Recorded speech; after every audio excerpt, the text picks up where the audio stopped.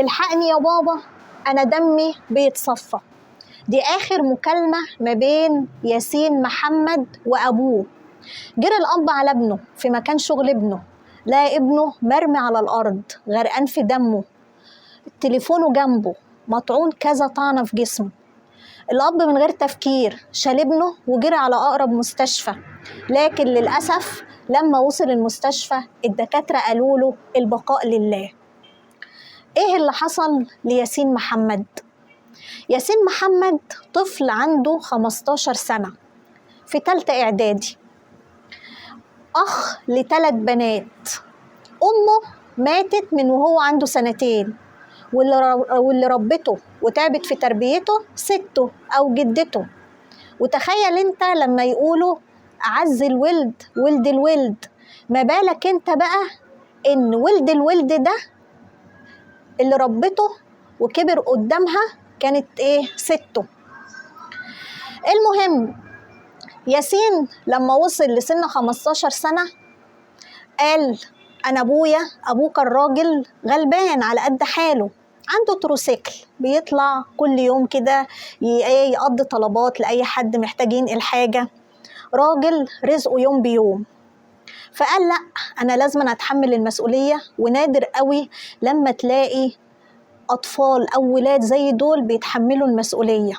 يا لما ابنك يكون من جواه كده متحمل المسؤولية، ما تخافش عليه، هيبقى متحمل مسؤوليته في كل مشوار يروحه، في كل مكان، في كلامه، في تصرفاته. المهم ياسين قال أنا هشتغل كده، أشوف مصنع أشتغل فيه ورديات كده على قدي بجانب دراستي، أجيب أي فلوس أساعد أبويا بيها أو جدتي اللي محتاجة أدوية وعلاج أساعدها. فراح لمصنع مشى في السلام، كان بيشتغل فيه وكان له زمايل. بس زي ما احنا عارفين في أي منطقة عمل بتلاقي ناس كده كارهة حياتها، ناس غلسة حقودة بتحب نفسها. فكان هناك من ضمن العمال اللي بيشتغلوا مع ياسين ست اسمها إحسان وبنتها اسمها حبيبة. حبيبة دي عروسة، بيشتغلوا ورديات برضو مع ياسين. وكان في واحدة اسمها جهاد حربي كانت دايما بتغلس على الست إحسان وبنتها ومش سايباهم في حالهم. الست تعبت وزهقت، وكمان كان في واحد اسمه أحمد كان بيضايقها ويراضي في الست إحسان علشان يراضي مين؟ جهاد. فالست إحسان طلعت لصاحب المصنع وقالت له أنا تعبت وجهاد وأحمد بيضايقوني وأنا مش عارفة أشتغل. قال لها يا ست إحسان المصنع ده مكان عمل، مكان أكل عيش، حلوا مشاكلكم بره عني وبره مصنعي. المهم في يوم 26 إبريل اللي فات بعد ما خلصوا شغل في المصنع، كانت حوالي الساعة 6 بالليل، ست إحسان وبنتها خرجوا من المصنع، أطرهم مين؟ جهاد وأحمد، وبدأوا يغلسوا عليهم. وأحمد ده مسك لمبة وكسرها على راس الست إحسان وبدأ يضربها ويسحلها في الأرض. فحبيبة بدأت تصرخ عايزة حد يحوش عن أمها، رجعت جري على المصنع تستغيث بزمايلها. من اللي نزل معاها؟ أحمد و2 من زمايله. نزلوا لقوا الست إحسان مسحولة على الأرض. فياسين بيقول لأحمد يعني حرام عليك، الست قد أمك ليه تعمل فيها كده؟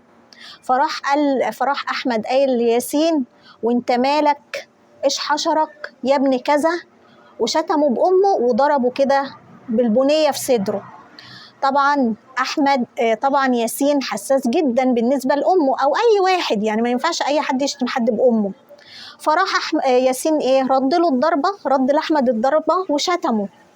الخناقة سخنت بين ياسين وأحمد، الناس بدأت تحجز، وفعلا حجزوا ما بينهم وفضوا الخناقة. والست إحسان وبنتها حبيبة روحهم، وجهاد وأحمد روحهم، وياسين روح على البيت. لما ياسين روح على البيت قال لابوه يا بابا ده حصل كذا كذا كذا كذا، وانا بصراحة ما قدرتش احوش نفسي لما شفت الست مرمية على الارض. قال له يا ابني ماشي بس مالكش دعوة، خلينا في حالنا، احنا ناس على باب الله وخليك في حالك. المهم تاني يوم عدى بسلام لما راح المصنع. تالت يوم وياسين طالع من المصنع الساعة 6 لقى ايه؟ توك توك جاي. طبعا كل العمال كانوا خلصوا وردياتهم وماشيين بقى في الشارع. توك توك جاي في كام؟ في 4.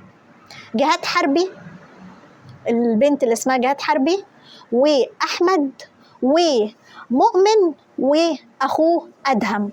مؤمن وأدهم إخوات، واحد فيهم كان صاحب التوك توك، وكل دول كانوا شغالين عمال فين؟ في المصنع. جم بالتوك توك شايلين ايه بقى؟ اسمع بقى. جهاد حربي دي شايله سنجه، واحمد جايبه مطوه، ومؤمن بسنجه، وادهم بكرباج. شايفين؟ 4 على مين؟ جايين مين؟ لياسين.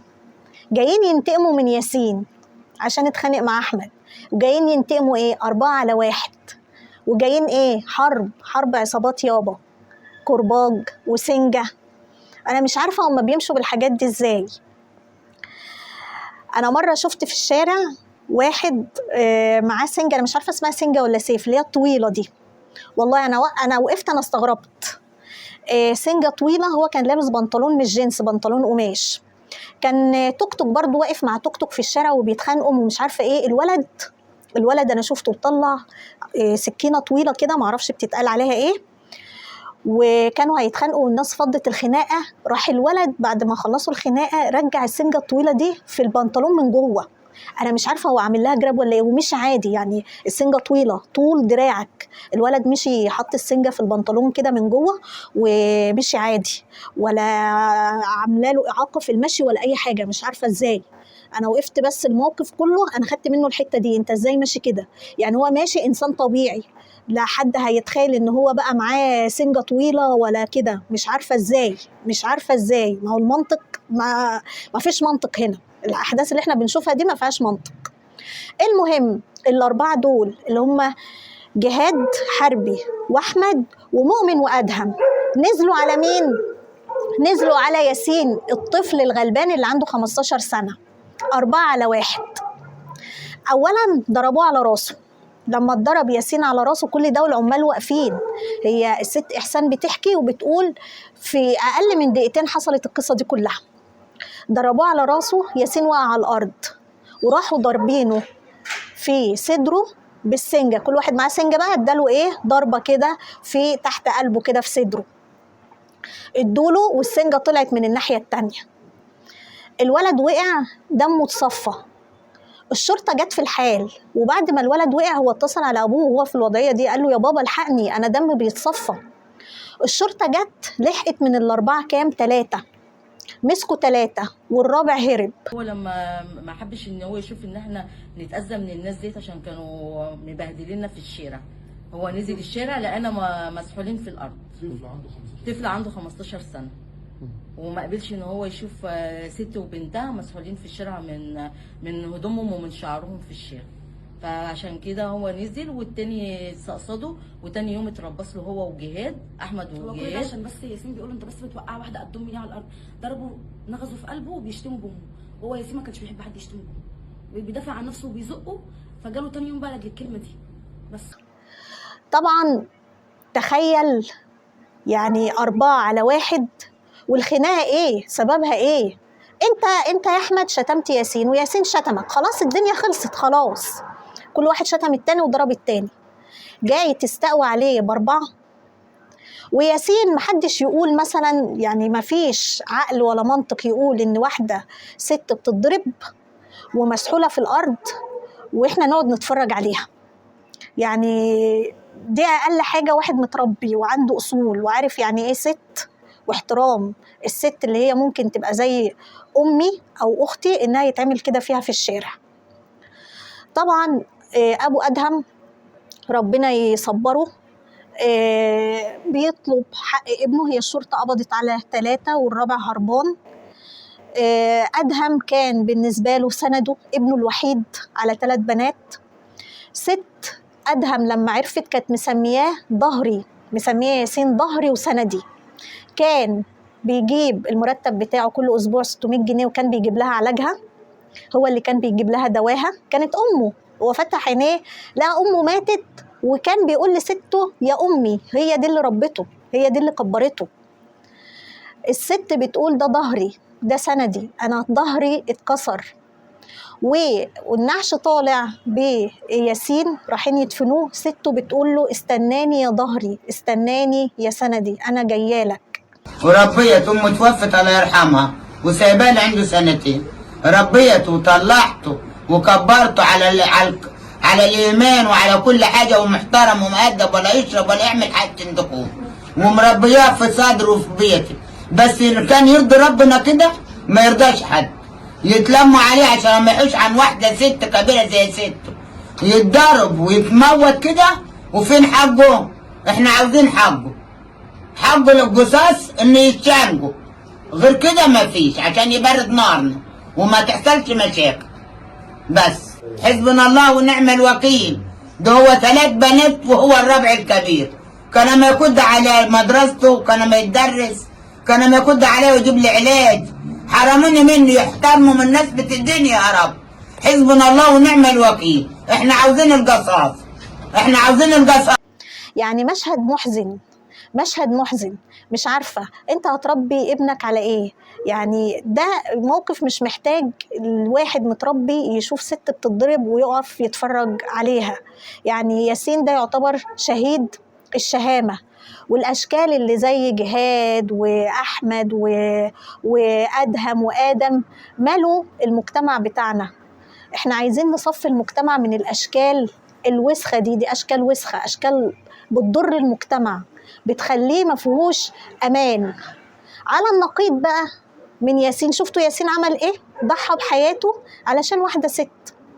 على النقيض إحنا شفنا على السوشيال ميديا الراجل اللي صاحب الجرار اللي نزل ضرب في الست اللي كانت قاعدة على العربية اللي مليانة برسيم، وقعد يضرب فيها بعصا خشبية. بيضرب في الست، يعني أنا مش عارفة بأي منطق عمال يضرب بالست بالعصاية، والست يا عيني لا حول لها ولا قوة. إزاي راجل يتشطر على واحدة ست؟ ومشهد تاني كان مال السوشيال ميديا اللي انتوا شايفينه ده، جيران بتتعدى على جيرانهم، ناس جيران بيتعدوا على جيرانهم. شايفين الراجل داخل البوابة ازاي، وداخل على الست الكبيرة بيضربها كأنها راجل قدامه. شايفين بيضربها ازاي كأنها واحد راجل قدامه. فين الشهامة؟ فين زمان لما يقولك ايه، معقول انت هتمد ايدك على واحدة ست؟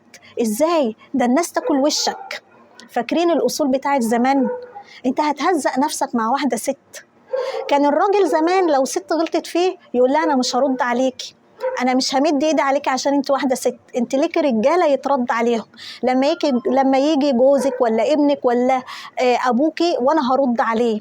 كان في اصول كده، كان في اصول في المجتمع المصري، اصول جميله، لكن للاسف ما عادتش موجوده. وإنا لله وإنا إليه راجعون.